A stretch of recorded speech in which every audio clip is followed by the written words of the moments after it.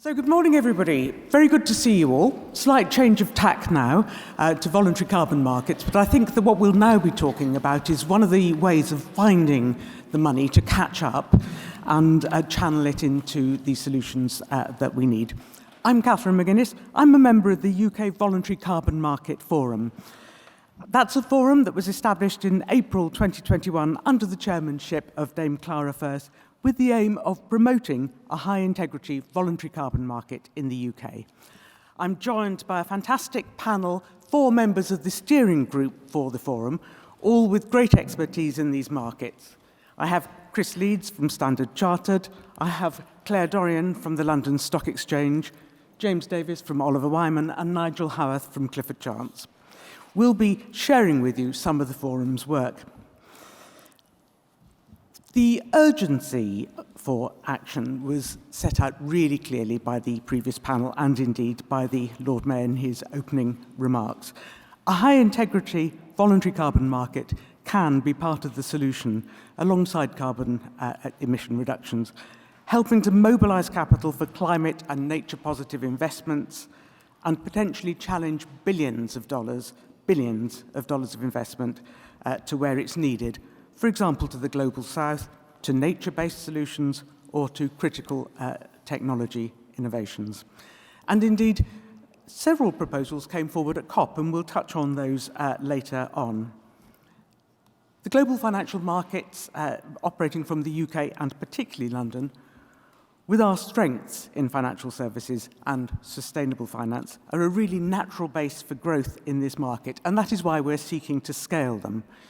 Working in close alignment with other initiatives from global leaders in voluntary carbon markets, such as the Integrity Council for Voluntary Carbon Market, VCM, and the VCM Integrity Initiative. Now, today, the forum, working in collaboration with Clifford and the City of London, are launching a paper on enabling the voluntary carbon market in the context of the mechanisms of the Paris Agreement and in particular Article 6. So what I'm going to do is to start this session by asking Nigel to tell us a bit about that paper.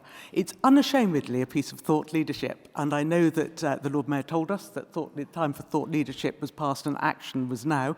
Actually, Nigel, you're going to tell us why there is still some thought leadership to be done to get that action enabled.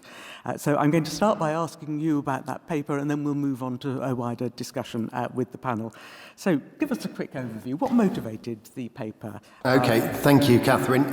First of all, it is probably a call to action rather than just thought leadership. The motivation came from some work done by Oliver Wyman and the UK VCM Forum last year, and that was a market mapping exercise, and that identified that there was a lot of uncertainty about the Article 6 mechanism and the VCM, and that was hindering investment.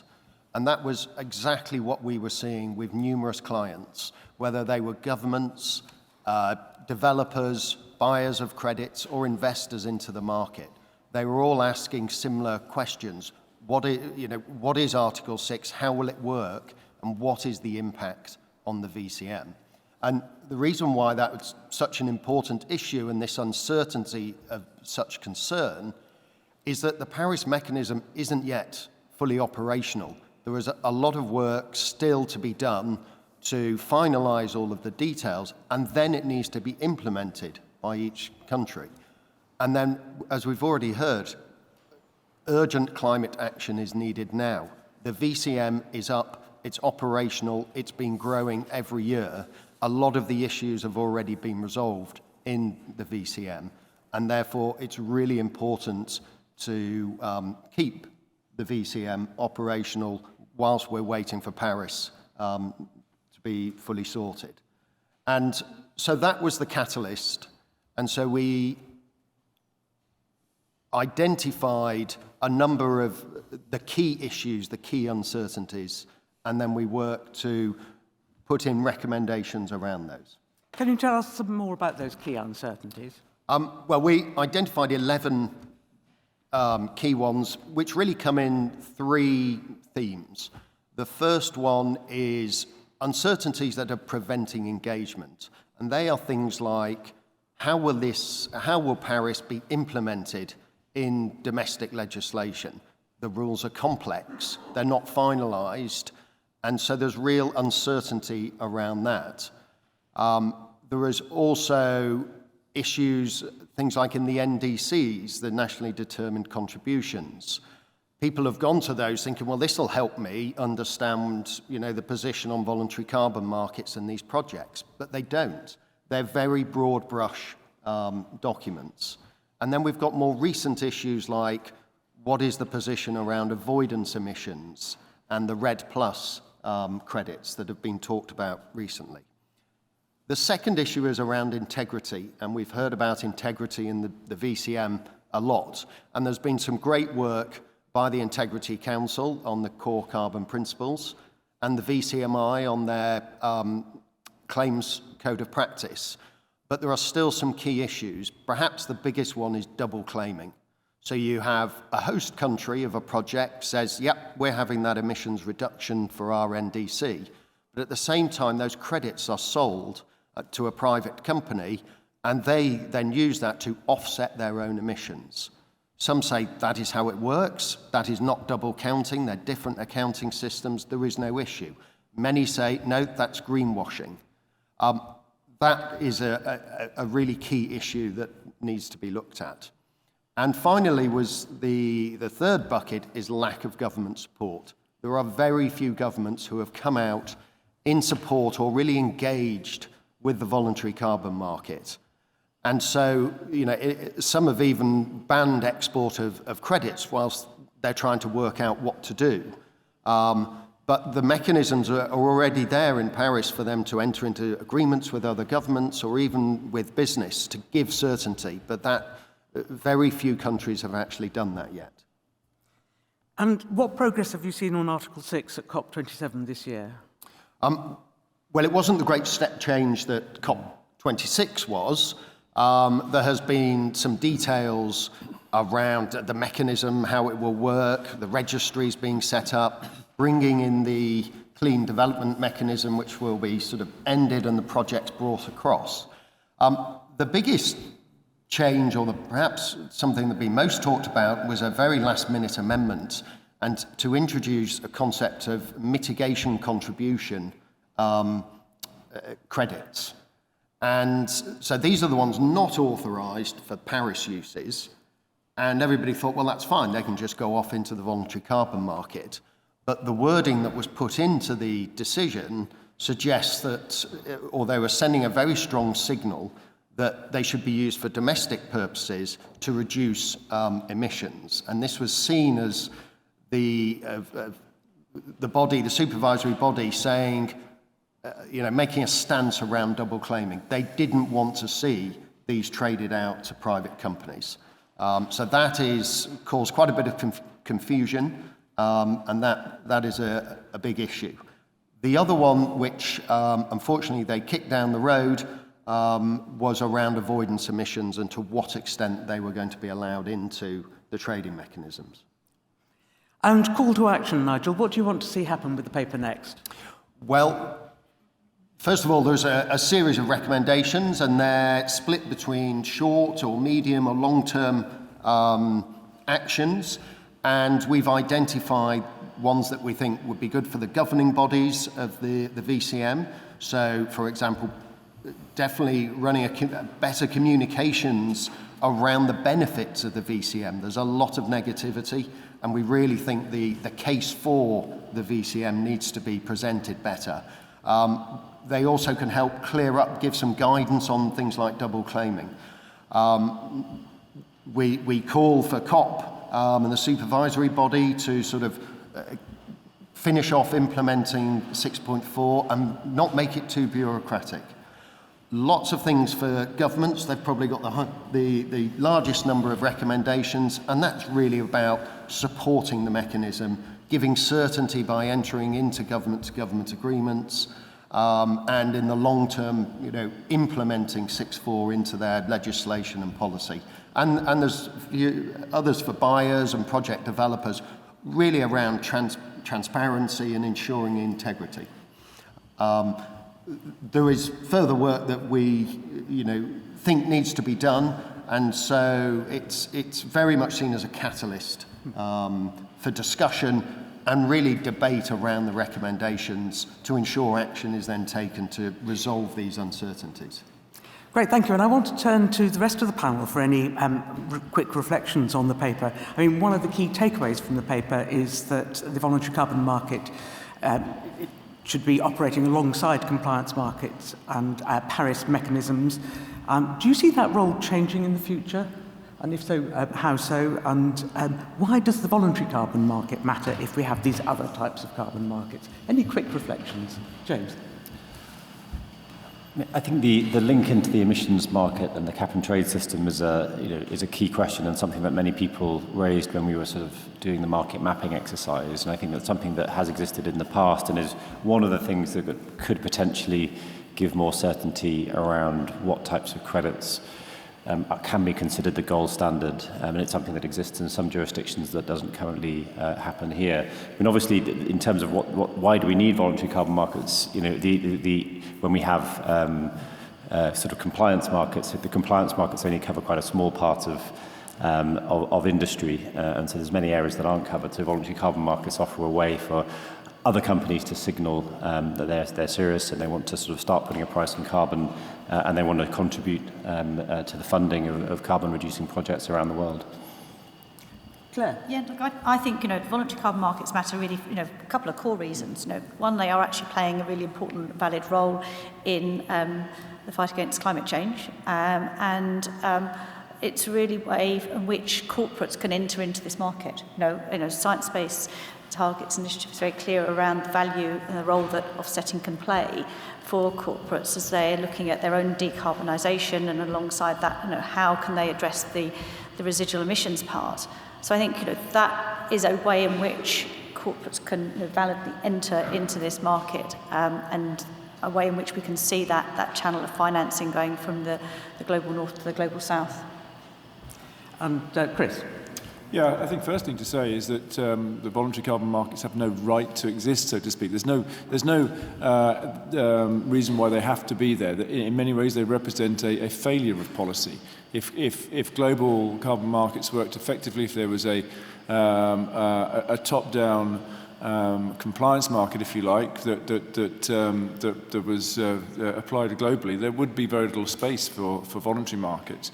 But of course, that's unlikely to happen very soon, and we've seen the deliberations that will go all the way back to 1992 and 97, when the Kyoto Protocol was first entered into, introduced the idea of trading between different nations, and we saw the development of the clean development mechanism that Nigel mentioned just a moment ago. But I think because of that, that's one of the reasons why voluntary markets actually came about in the first place. That it was a way, as Claire said, of companies being able to do something now, to be able to act ahead of policy, and policy was too slow. So it gave companies the opportunity to be able to invest into projects that wouldn't get the investment otherwise, and that would actually reduce and indeed remove carbon dioxide. We obviously, one of the things that we do need to do is ensure that those standards are high enough that that's exactly what the markets do, and that's one of the things that we're trying to do at the Integrity Council, which I'm a board member of. But the way that these markets will evolve has to be somewhat complementary. It has to have that connectivity. At the end of the day, they are trying to do the same thing. I'm much more of a view that there should be carbon markets as opposed to a compliance market or a voluntary market. And we're seeing that kind of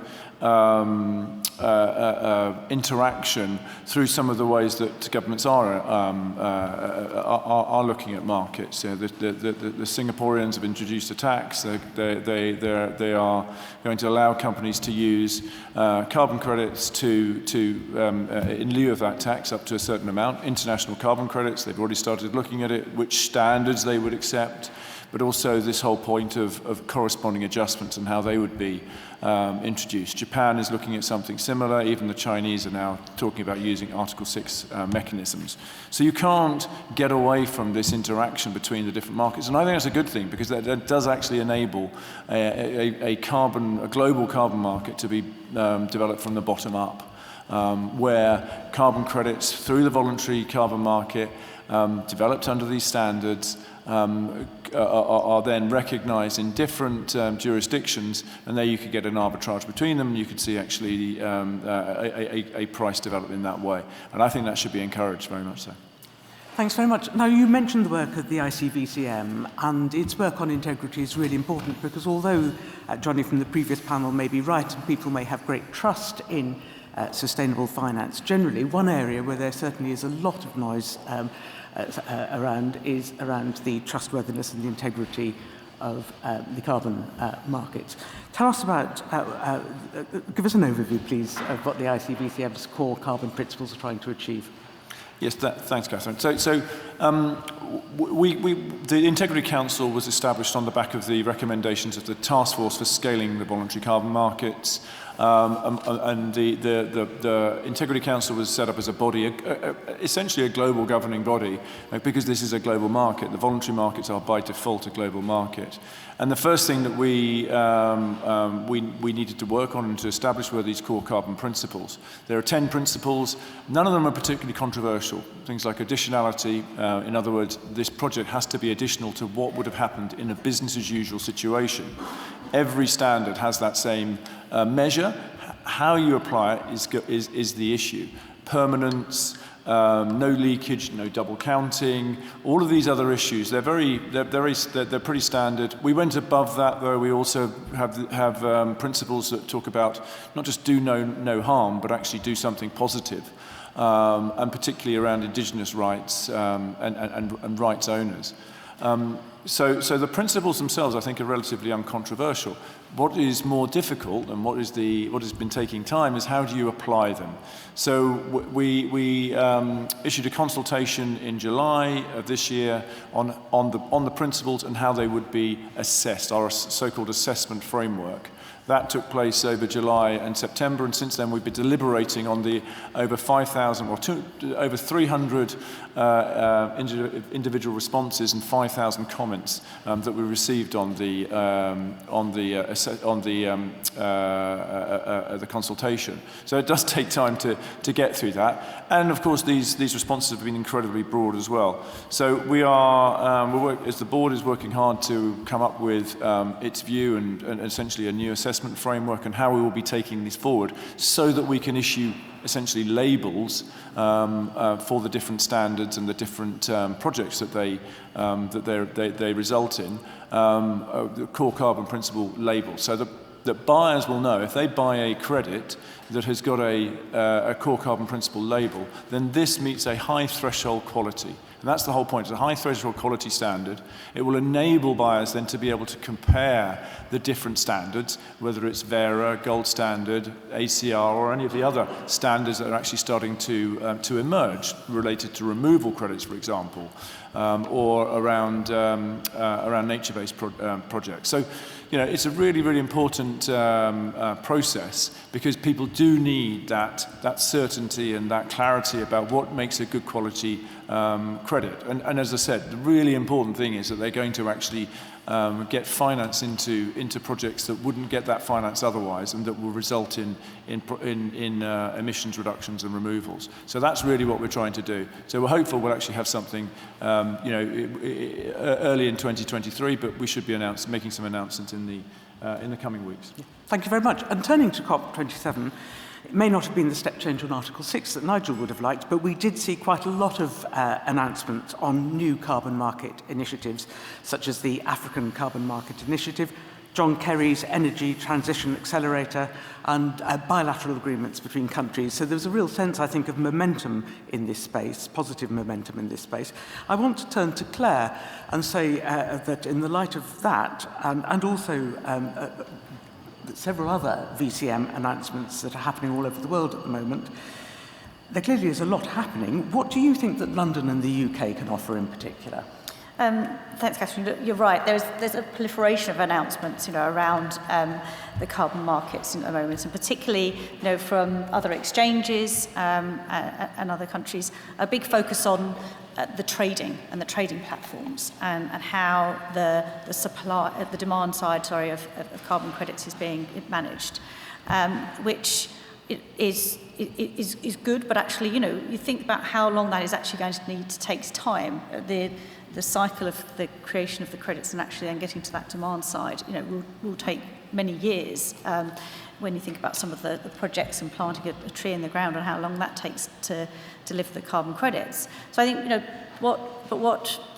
the way that we're looking at it from the London perspective, and this is just talking through the perspective of the exchange, we've looked at this from how can we help with the supply, because that is also, an issue. How do you get more supply of credits into the market?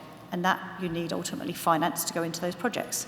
So we looked at it from the perspective of we have a strong capital markets infrastructure in the UK, and we felt that it was appropriate, therefore, for us to be able to create the rules or the emission and disclosure standards to support the listing of carbon funds and operating companies that can list on the London Stock Exchange's markets. So they need to follow the rules, say for the FCA for the main market, or AIM for the AIM rules for AIM emissions. And then those vehicles are admitted to the market, investing in climate change mitigation projects that are going to generate the carbon credits in the future and can be issued as a dividend in specie. So quite a different, innovative way at looking at the challenge of how we scale and build integrity even deeper, as Chris was talking about as well. I think the objective there is how do you get more finance, that flow from the global north into the global south, and how do you make sure that there are more credits that are available to meet the increased demand. We're hearing a lot of reports around the demand is going to be sort of outstripped by 2028. So you've got to actually be focusing on what's the kind of the core issue here is more finance. So I think London benefits though from not just the new sort of way of looking at it from a primary markets perspective, but you've got multiple different other players across the value chain that are either headquartered or operated here in the UK. So you've got a rich ecosystem of advisors, you've got the standards being recognised, you've got all the data as well, and that's a really important part of making sure that you understand the market. So I think we're coming from a position of strength in London, the UK. That's great. And of course, only this week, London Stock Exchange announced its first listing under its new VCM designation. And if we had more time, I'd ask you more about that, but we don't. That was a good one. I mean, I won't dwell on it too long, but I think it's probably just good to share the fact that we had the rules announced, the emission disclosures announced in October, and then a first fund that has joined this week. So it is fresh news. So Foresight Forestry, Sustainable Forestry Fund, who are operating under the UK Woodland Carbon Code and are focused on forestry and afforestation projects, have been able to use the designation, and they really sort of have some strong ambitions to grow that fund from about 160 million market cap that it is today to a £500 million fund. So they could really making some strong progress in the afforestation carbon credits and maybe some peatland within that as well. Yeah, thank you. Of course, supply is one side of the story, but scaling demand is another side. And James, when Oliver Wyman carried out a market mapping exercise for the UK Voluntary Carbon Market Forum, you identified that as needing more focus. Can you tell us a little bit about why scaling demand is so important to the growth of voluntary carbon markets? Yeah, one of the issues that came out very clearly from nearly everyone we spoke to in the mapping exercise we ran, and we spoke to people all through the different layers of the ecosystem, was that there is still a lot of nervousness from corporates around how to engage with this market, and they're concerned about the questions that are posed over what types of credit should be used at what time and how to balance purchase of carbon credits and offsetting against decarbonisation. And obviously there's lots of different narratives out there around the right balance between those things and concerns around challenges to the integrity of credits. So there was that nervousness, and there was a sense that that's really holding back demand amongst corporates, and that needs to be tackled if we're going to see the market scale and for it to become a really meaningful source of funding for decarbonising projects and the kind of funds that Claire was just describing. So the sort of work stream that we've sort of standing up now under the forum is going to try and look at those issues in a bit more detail and engage with corporates and in particular, as well as some of the other bodies around the space, and just try and highlight what can be done specifically in the UK to help tackle those issues. I think some of the global initiatives are really critical and are setting the standard at a global level, but also we need to think within the jurisdiction of the UK and with the specific infrastructure and players that we have active in the UK are the things that can be really done to help corporates feel confident in their use of carbon credits. And so that might include things like, how can things like the TPT that we heard about earlier this morning, how can that be a positive force and help corporates really be very clear in how they engage with the market? Or it might include thinking about other policy steps that could be taken. We talked about links into cap and trade schemes. But there's also just a storytelling piece as well that's important in terms of just setting out the narrative and being very clear about the role that carbon credits can play and how that should be reflected. And any advice for any corporates in this room who might be struggling with their thinking on this?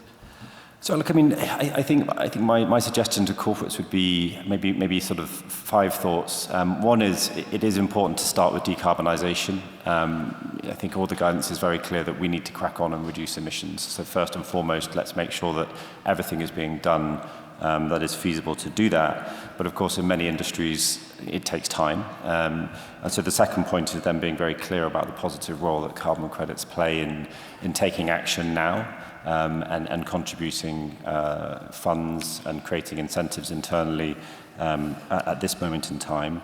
I think the third thing is, use the standards that are out there. Things like the core carbon principles from VCM are very clear guidance that can be sort of referred to in terms of saying, well, what constitutes a high integrity credit. There are also lots of, the fourth suggestion would be engage with some of the emerging sort of data and analytics solutions that are out there, because there's lots of there's a growing wealth of people who are offering, and companies offering services that allow you to get really granular information that can help you get to the bottom of the quality of different kind of credits and understand the projects that underpin them. And the final one would be to sort of disclose, and the TPT framework gives clear guidance on the use of carbon credits and the kind of information that needs to be disclosed to give confidence to external stakeholders around that. So I think there's a lot, it's a long list, that's 5 things, but there's a lot that can be done, I think, today to try and help navigate this. Thank you. And a very quick wrap-up question for the panel before I turn to any questions from you. What would you like to see before next COP on this front? Chris? I think that I'd like to see more initiatives like we've seen coming out of various governments around the world. So we saw announcements from Switzerland with Ghana, and Japan with a number of other countries. And I think it's something that the UK is missing out on. You asked earlier, what should the UK do to promote carbon markets in the UK? And the UK VCM forum's a really good example of that. But I think the government and legislators can do more. So let's see more support for carbon markets globally, and support for that integration and that linkage between the different markets. Acceptance amongst those different governments for that high level standard, hopefully something that follows the CCPs, and an ability to then connect those markets. I'd like to see that progress on that between now and next November. Great, thank you. Nigel? Well, if support from governments has already gone, I will go for let's get Article 6 done. So you've got a whole year, let's get all of the rules, whatever we need to operationalise Article 6, particularly the Article 6.4 mechanism. Sounds like a good slogan, let's get Article 6 done. James? I think the positive narrative and explaining the role that carbon credits can play. I think as I said, there's a lot of uncertainty around that, and there's a lot of competing narratives out there, and I think a clear endorsement of, it's part of the solution, it's not all of the solution, but let's get on the front foot about that would be tremendously helpful. Yeah. Thank you. And Claire? Look, I think I'd like to just put my 2 votes behind Chris's comments, and the piece about UK government shouldn't be underestimated. I think that's really important when you see other initiatives that are being announced, and governments are standing up very firmly behind those. And I do think, yes, helping corporates to understand that, offsetting is not bad. It has a role to play, and I think that needs to be clearer, and the more that we can coalesce behind that, the collaboration part there is really, really important, as is the detail as well. Thank you. Yeah, a role to play alongside other steps. But Absolutely. This is a great way of unlocking that money that's needed for the solutions. So I'm told that I can eat a little bit into your coffee break to keep the opportunity for you to ask some questions. Who would like to ask the first one? Or are you all desperate for coffee? I've got a hand at the back. Thank you. Charlie Roberts from the CBI. So I wanted to ask, and we've already talked a lot about it, but there was a massive focus on greenwashing at COP27 this year, obviously, and we had the recommendations from the high-level expert group on the commitments of non-state actors that were setting out recommendations for how corporates should be setting out their net zero targets. And within that, they did specify that one clear area of concern for them was the lack of credibility that they saw in the current carbon markets or voluntary carbon markets. But this is obviously in the context already of things like the core carbon principles and the VCMI and lots of work that's already been done to ensure the integrity of these markets. So I suppose my main question is just what more can be done to assure those who still see carbon markets as non-credible, considering there's already been so much work done to try and improve the credibility. Who would like to start on this one? I've got a pile of them. Okay, I'll go to Chris first and then James. So look, yeah, I mean, there has been much work done on working on the integrity, but it does take time because we want to make sure we get it right. So I think that there will be some very positive announcements in the new year from both the Integrity Council and the VCMI. I think we're working closely with SBTI, GFANS and others to ensure that these are all compatible. But it is about saying, the carbon markets and the projects that are developed under carbon markets are important for allowing money to get into projects that wouldn't get there otherwise now, and that you can actually, so it allows corporates and it allows individuals to do something now rather than sit there and wait for the technology to arrive to be able to reduce emissions. I mean, as individuals, we all know, we can move to lower emissions solutions, whether it's electric vehicles or heat pumps in your homes, but they're expensive. And they will take time for that to be put in place. So what can we do now? So that's what's important. And obviously making sure that we've got that high quality of supply is really important, so that people know that when they buy carbon credits, they are actually doing something. But there will also be a point at which you start to make a decision and a choice, whether you are going to make your own emissions reductions or you're going to buy those carbon credits that will see emissions reductions are made elsewhere. And when we see carbon credits at $20, $30, $40 a tonne, you will be then making, if you're a purchasing manager, you'll be looking for every single source of emissions reductions internally rather than buying those carbon credits elsewhere. So I think we also have to remember that. It's also, the price is part of the solution because it will incentivize those emissions reductions within your own value chain. Thank you. James? Just one other comment would be that I think it was positive to see within that report from Catherine McKenna that there was a clear sort of articulation of the role that carbon credits can play in the near term, in the here and now. Because I think there had been some debate over what's the appropriate, is it residual emissions? When do residual emissions kick in? And I think it was great to see that although lots of important concerns were raised, there was also a clear endorsement for there is a role for high integrity credits in the near term. And it was good to see that sort of recognised within that report. If there are no burning comments, did you want to say anything, Claire? Well, perhaps I was just going to, notwithstanding all the changes that are happening in the VCM ecosystem, more broadly, one of the ways that when we were looking about enabling the funds and companies to list on the London Stock Exchange markets brings automatically, additional disclosures and regulation the public markets into the carbon markets.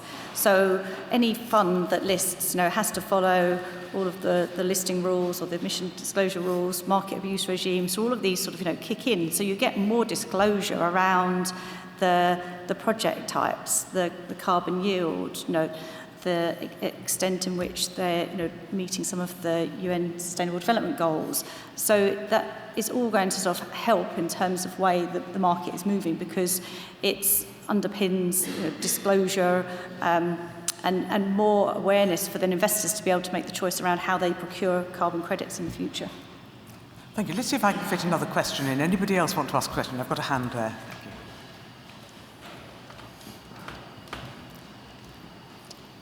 Hi, Simon Paulson-Jones from Climate Solutions. We'll be publishing a guide to carbon markets together with Simmons & Simmons next month to help educate those that aren't already part of the voluntary carbon market ecosystem. So the question really is around leading with education. What can we all do in this room to help broaden awareness of the positive contribution that carbon markets provide, and how can we collaborate together to grow the markets and catalyse the scaling of the markets together? I think that's a really great question, actually, Simon, and it's something that the work stream I'm leading for the UK Voluntary Carbon Market Forum is thinking about. How can we harness voices that understand the potential here to help get out the message? So I will take that away and come back to you on that, but I wonder if my panel would also like to make any comments. Yes, Nigel. Well, the only comment I would make is, that was one of our key recommendations, and actually we put that in largely in the emerging governing bodies sort of court, because we think the IC and the VCMI, have the standing to really come out with those positive benefits, because, and it ties in with the previous question, is one of the issues is I think the market is losing the PR and the communications battle. It's too easy to be negative about it, but this whole concept is enshrined in the Paris Agreement, and there are huge positives about it. It is an essential tool for the climate action that is needed, and we just need to spread that message, clearer and louder. Yeah, I think it's picking up on that, it's not a marketing tool, and it's not a marketing exercise that perhaps there is some negativity around that. It's a financing tool, and if you look at how offsets are being procured within businesses to date, it doesn't sit no longer in the marketing teams and procurement teams as such. It's moving into financing function. It's becoming the responsibility of Treasury and finance directors. So I think that is a really important step change as well, and maybe that there's a piece that we can do around communication on that. Great, thank you very much. I'm afraid I know that we could carry on, but you need 20 minutes before you come back for the next session, which I must say looks absolutely fascinating, on nature, nature-based solutions. You've got 20 minutes free. Can I just please, first of all, thank Nigel for all the work that he and his team have done on the paper. Can I thank the rest of my fantastic panel, and thank you for your questions. And actually, if you want to get started now, why don't you all tweet, "Get Article 6 done." Can we give the panel a round of applause? Thank you.